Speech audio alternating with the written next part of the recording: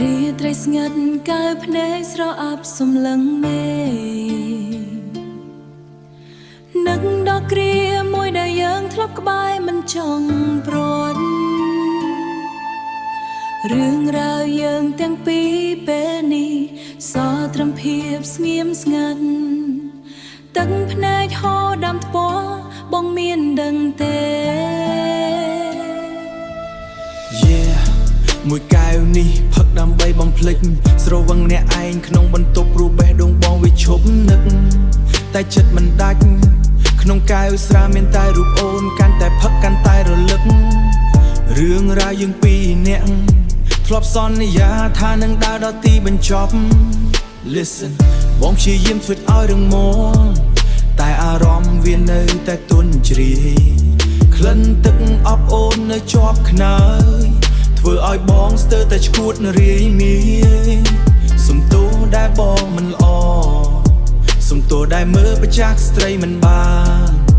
ពេលនេះបងរួងក្នុងទារុណកម្មស្រវឹងជោគជំរកក៏ត្រើយមិនឃើញឡើយកល្យានរឿងរ៉ាវយើងពីរនាក់ត្រូវចប់ទាំងក្តីអាឡោះអាឡ័យរឿងរ៉ាវយើងពីរនាក់បន្សល់ត្រឹមការឈឺចាប់រាល់ថ្ងៃដើម្បីបំភ្លេចតែចិត្តនៅតែនឹកសង្សារចាំម្ចាស់ស្រីក្នុងចិត្តបងអើយតើអូនដឹងទេថាបងនឹកអូនណាទោះបីត្រូវបែកក៏អូននៅតែប្រាថ្នាឲ្យបងបានសុខ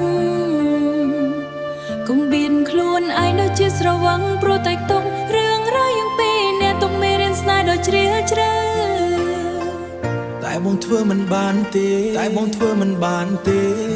បើគ្មានអូនចង់ហៅឈ្មោះអូនឲ្យខ្លាំងចេញពីក្នុងបេះដូងនៅខ្ទេចខ្ទាំបងដឹងថាអូនមិនត្រឡប់តែបងនៅតែចង់ទ្រាំចាំស្រានឹងទឹកភ្នែកលាយឡំគ្នាគ្មានថ្ងៃសះស្បើម្ចាស់កាក់ស្រីរបស់បងអើយតើថ្ងៃណាបងអាចឈប់យំរឿងរ៉ាវយើងពីរនាក់ពេលនេះសល់ត្រឹមតែ